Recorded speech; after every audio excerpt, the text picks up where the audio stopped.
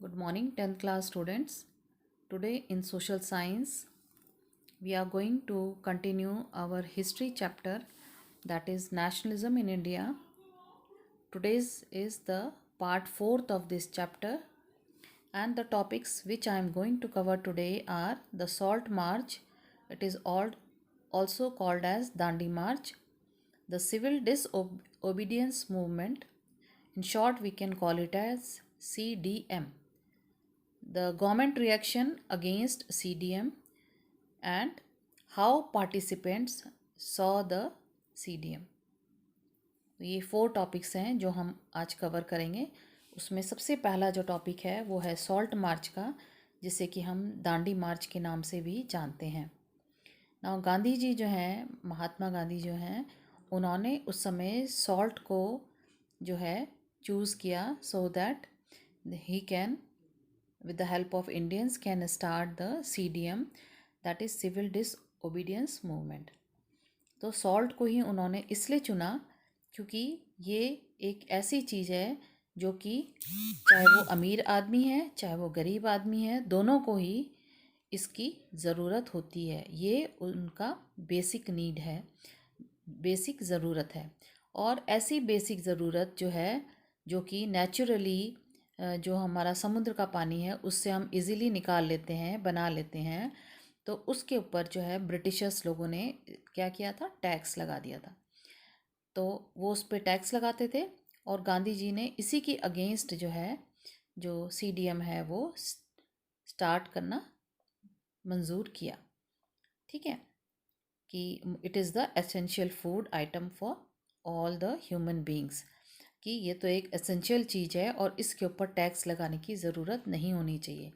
More over ये बड़े ही easily जो है वो हमें अवेलेबल हो जाती है, तो इसके ऊपर टैक्स की क्या ज़रूरत है. गांधी जी कहते हैं हम इसके ऊपर कोई टैक्स नहीं देंगे. और उन्होंने जो नमक है वो खुद बनाने का फ़ैसला किया, इसलिए उन्होंने जो है सॉल्ट मार्च जो है वो शुरू किया. इसका रीज़न क्या था? सॉल्ट मार्च का एक और रीज़न था कि उन्होंने जो उस समय हमारे कंट्री के वाइस रॉय थे, लॉर्ड इरविन, ठीक है, जो लॉर्ड इरविन हैं, उनको अपने 11 डिमांड्स की एक एप्लीकेशन दी. 11, जिसमें उन्होंने 11 डिमांड्स रखे थे और उन्होंने बोला था कि अगर आप 11 मार्च तक इसका हमें जवाब दे देते हैं, 11 मार्च 1930 तक अगर आप इसका जवाब दे दोगे और हमें मंजूर होगा तो हम आपकी बात मानेंगे, नहीं तो हम क्या करेंगे, हम अपना मूवमेंट जो है वो स्टार्ट करेंगे. तो इस तरीके से उन्होंने अपनी 11 डिमांड्स रखी और जो लॉर्ड इरविन जो हैं उन्होंने साइन करनी थी बिफोर 11th ऑफ मार्च 1930. ठीक है, लेकिन जब ये चीज़ मंजूर नहीं हुई तो गांधी जी को हार करके जो सॉल्ट मार्च है वो शुरू करना पड़ा. तो गांधी जी जो हैं, he started from the Sabarmati आश्रम, ठीक है, विद हिज 78 वॉलेंटियर्स या जो फॉलोवर्स जिसे कहते हैं. तो वॉलेंटियर्स जो हैं, जो उनके साथ इस सॉल्ट मार्च में तैयार थे जाने को, ये वॉलेंटियर्स ऐसे थे कि जिनकी जो स्पीड थी चलने की वो बहुत ही तेज़ थी, क्योंकि गांधी जी जो है वो बहुत तेज़ चलते थे. तो अपने 78 वॉलेंटियर्स के साथ उन्होंने 240 माइल्स जो है 24 डेज में कंप्लीट की. ठीक है, so their journey of salt march started from Sabarmati आश्रम टू दांडी. दांडी जो है वो विलेज का नाम है, जो कि कोस्टल रीजन में, गुजरात में कोस्टल रीजन में सिचुएटेड है. तो यहाँ पे जा कर के उन्होंने जो नमक का बनाने का जो कानून था वो तोड़ा. तो अपने 240 माइल्स जो है वो उन्होंने 24 डेज़ में अपने वॉलेंटियर्स के साथ जो है वो तय किए. और हर दिन जो है वो 20-20 किलोमीटर के करीब वो चलते थे, ताकि वो क्या कर सकें, ना हर दिन जो है वो 10 माइल्स जो है वो they use to cover the area, ताकि वो दांडी विलेज जो है वहाँ तक पहुँच सकें. ठीक है, और ये उन्होंने जो है कब शुरू किया, दे स्टार्टेड 12th मार्च 1930, क्योंकि 11th मार्च तक का तो उन्होंने जो लॉर्ड इरविन है उनको डेडलाइन दी थी कि आपने हमें इसका जवाब देना है। जब उन्हें जवाब नहीं मिला तो 12 मार्च को उन्होंने अपना जो दांडी मार्च है वो उन्होंने शुरू किया। And when it was ended on 6 अप्रैल 1930। तो सॉल्ट मार्च इस दिन ख़त्म हुआ और वहाँ पे जाके उन्होंने समुद्र के किनारे जा कर के दांडी विलेज के किनारे जा कर के नमक को बनाया, नमक का कानून तोड़ा, जिसकी वजह से he was arrested. He and his followers were arrested. ठीक है। द नेक्स्ट इज जो हमारा नॉन कोऑपरेशन मूवमेंट है, जो कि हमारा इन द ईयर 1921 में शुरू हुआ था। तो this question used to come कि नॉन कोऑपरेशन मूवमेंट और सिविल डिसओबीडियंस मूवमेंट में क्या डिफरेंस है। इन दोनों के अपने डिफरेंसेस जो हैं वो बताने हैं। तो ये डिफरेंस, पहला डिफरेंस जो है कि हमारा जो नॉन कोऑपरेशन मूवमेंट है वो स्टार्ट हुआ इन द ईयर 1921। ये कब शुरू हुआ? जब हमारा जलियांवाला बाग जो मैसेकेयर जो हुआ था उस समय, तो उसके बाद जो है हमारा नॉन कोऑपरेशन मूवमेंट शुरू हुआ। और जो CDM है वो स्टार्ट हुआ इन द ईयर 1930। वो 1930 में हुआ जब गांधी जी की 11 डिमांड्स को रिजेक्ट कर दिया गया था। That time it was started. जो हमारा पहला नॉन कोऑपरेशन मूवमेंट था उसमें मुस्लिम्स पार्टिसिपेटेड मोर इन नंबर। ठीक है, इसमें ज़्यादा मुस्लिम्स जो थे उन लोगों ने पार्टिसिपेट किया था, लेकिन CDM में कम मुस्लिम्स जो थे वो पार्टिसिपेट उन लोगों ने किया, कम लोगों ने किया। जो हमारा नॉन कोऑपरेशन मूवमेंट था उसमें लोगों को ये बोला गया था कि वो ब्रिटिशर्स का साथ ना दें, ठीक है, उनको कोऑपरेट ना करें। और जो CDM था उसमें लोगों को बोला गया था एक तो आपने कोऑपरेट भी नहीं करना और साथ ही साथ जो ब्रिटिश लॉज जो बनाए गए हैं, कानून बनाए गए हैं, उनको तोड़ना है। ठीक है, उसको फॉलो नहीं करना, ब्रिटिश लॉज को भी फॉलो नहीं करना और उनका साथ भी नहीं देना। तो इस तरीके से there are mainly 3 difference between NCM and CDM। Now जो हमारा CDM है, सिविल डिसओबीडियंस मूवमेंट, उसके अगेंस्ट जो है गवर्नमेंट का क्या रिएक्शन था, गवर्नमेंट ने क्या रिएक्ट किया when this CDM was started. तो गवर्नमेंट का रिएक्शन तो ये था कि जैसे ही नमक का कानून टूटा तो उन लोगों ने, जो इंडिया के जो मेन लीडर्स थे, दे वेयर अरेस्टेड। ठीक है, उसमें एक हमारा मेन लीडर जो है अब्दुल गफ़र खान, जिसको हम फ्रंटियर गांधी के नाम से भी बुलाते हैं, he was also arrested as well as Mahatma Gandhi was also arrested. तो ये दोनों जो हैं अरेस्ट हो गए थे और भी कई लीडर्स जो थे वो अरेस्ट हो गए थे। उसके बाद जो हमारे जो लोग हैं, सिटीजन्स हैं, they started protesting against this kind of arrest and जिसकी वजह से they became violent in some of the places. और जब गांधी जी को पता चला कि ये लोग वायलेंस जो है वो यूज़ कर रहे हैं, तो गांधी जी ने क्या किया कि अपना जो CDM जो है, सिविल डिसओबीडियंस मूवमेंट को कॉल्ड ऑफ कर दिया। उन्होंने बोला कि मैं ये CDM नहीं करूँगा क्योंकि लोग जो है वो वायलेंस का इस्तेमाल कर रहे हैं। ठीक है, तो फिर there was a pact between Gandhi and Lord Irwin. Gandhi और लॉर्ड इरविन के बीच में एक पैक्ट साइन हुआ।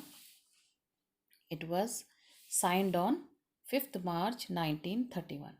इसको हम बोलते हैं गांधी इरविन पैक्ट। ये कब साइन हुआ? It was signed on 5 March 1931। ठीक है, ये इसलिए इसमें जो कंडीशंस रखी गई तो वो सबसे पहले ये था कि लॉर्ड इरविन ने बोला कि आपको क्या करना है, पहले तो तुमने सबसे पहले जो CDM है, सिविल डिसओबीडियंस मूवमेंट है, उसको हटाओ। ठीक है, उसको बंद कर दो। और दूसरा था कि गांधी जी जो हैं, he was invited to take part in the second round table conference. बोला कि सेकेंड राउंड टेबल कॉन्फ्रेंस होगी लंदन में एंड वहाँ पर आकर के आपने जो है वो अटेंड करना है। ठीक है, और फर्स्ट राउंड टेबल कॉन्फ्रेंस कब हुई थी? जब साइमन कमीशन इंडिया में आया था। ठीक है, लेकिन फर्स्ट जो है राउंड टेबल कॉन्फ्रेंस जो था, इट वाज बॉयकॉटेड, उसको बॉयकॉट कर दिया गया था क्योंकि उसमें कोई भी इंडियंस जो थे वो शामिल नहीं थे। ठीक है। तो फिर दिसंबर में जो गांधी जी हैं, he went to London to attend this round table conference, but from there he came back disappointed, and when he came here he saw that main leaders were arrested by the Britishers. काफ़ी सारे जो Indian leaders थे उनको arrest कर लिया गया था। तो Gandhi ji was very disappointed. So Gandhi ji relaunched CDM। तो गांधी जी ने बोला कि मैं दोबारा से जो है सिविल डिसोबीडियंस मूवमेंट जो है उसको रीलॉन्च करूँगा। उन्होंने रीलॉन्च किया, लेकिन अगेन रीलॉन्चिंग में जो CDM जो था उसकी ज़्यादा इम्पोर्टेंस नहीं हुई। People they did not take interest in attending this CDM। ठीक है, उन्होंने इस बार CDM में ज़्यादा साथ नहीं दिया।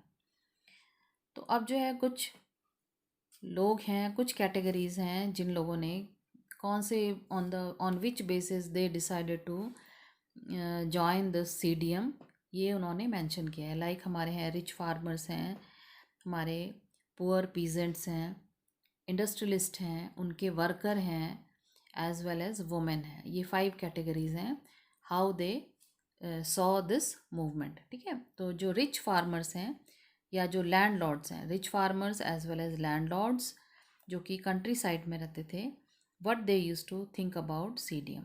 उनका ये मानना था कि हमारे ये जो है जितने 5 कैटेगरीज हैं, they use to think differently. ठीक है, ये सब जने अपने अपने हिसाब से CDM को मानते थे।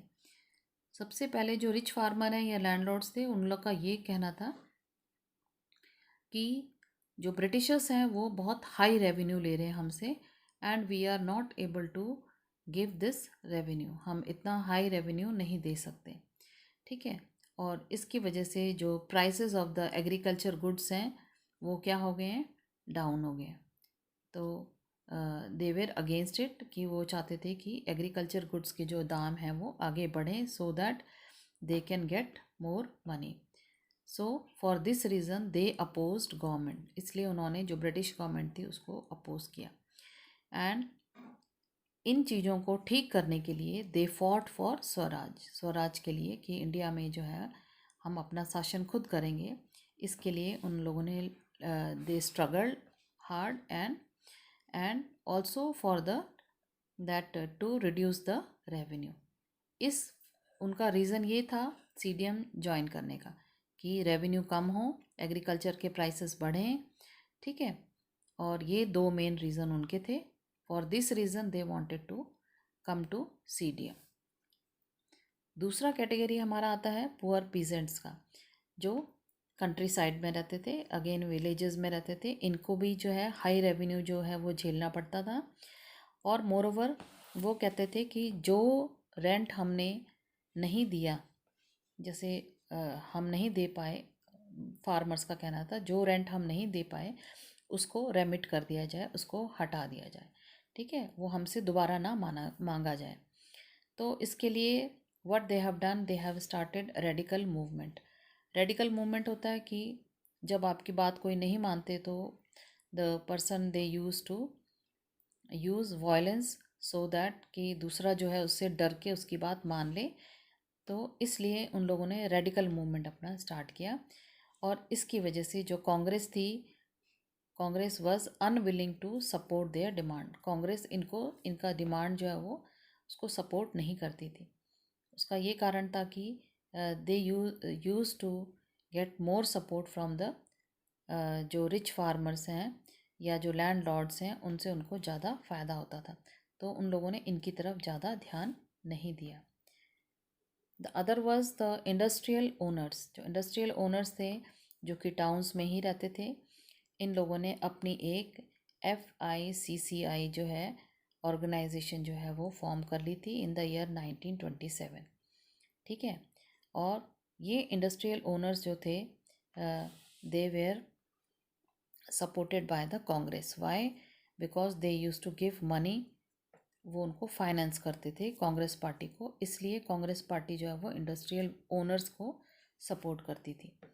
उनका ये था कि they wanted protection against imported products, कि जो भी प्रोडक्ट हमारे दूसरे कंट्री से आते हैं, इम्पोर्ट होके आते हैं, उससे हमारा क्या होना चाहिए, we should be very safe, हमें उससे अपने को बचाना है। मतलब कि इम्पोर्ट वो बंद कराना चाहते थे। और इसमें जो प्रोमिनेंट इंडस्ट्रियल ओनर्स हैं उनमें से हमारे आ जाते हैं जीडी बिरला एंड पुरुषोत्तम ठाकुर। ठीक है, ये हमारे इम्पोर्टेंट इंडस्ट्रियलिस्ट हैं। FICCI का फुल फॉर्म है federation of industrial chamber of commerce industry. ठीक है, तो ये जो है इस तरीके से इंडस्ट्रियल ओनर्स का ये मानना था कि क्या हो कि जो इम्पोर्ट प्रोडक्ट्स हैं वो इंडिया में आने बंद हो जाएं, so that they can sell of their own products, और उनको then only they can get the profit. तो इंडस्ट्रियल ओनर्स के हिसाब से ये CDM था, इस तरीके से वो उसमें they wanted to join it. The other is the industrial workers. जो इंडस्ट्रियल वर्कर्स थे वो they were totally opposite poles. किसके अपोजिट पोल्स थे? इंडस्ट्रियल ओनर्स के। ये दोनों आपस में एक दूसरे के अगेंस्ट थे।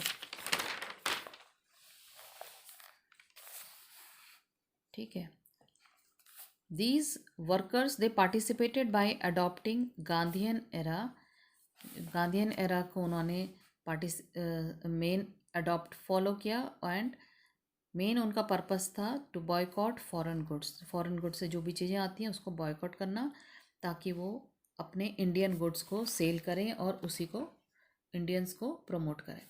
ठीक है, कांग्रेस का व्यू क्या था कि ये जो वर्कर्स हैं ये अनऑर्गेनाइज्ड हैं, ये ऑर्गेनाइज्ड लोग नहीं हैं, और जो रिच हैं वो क्या हैं?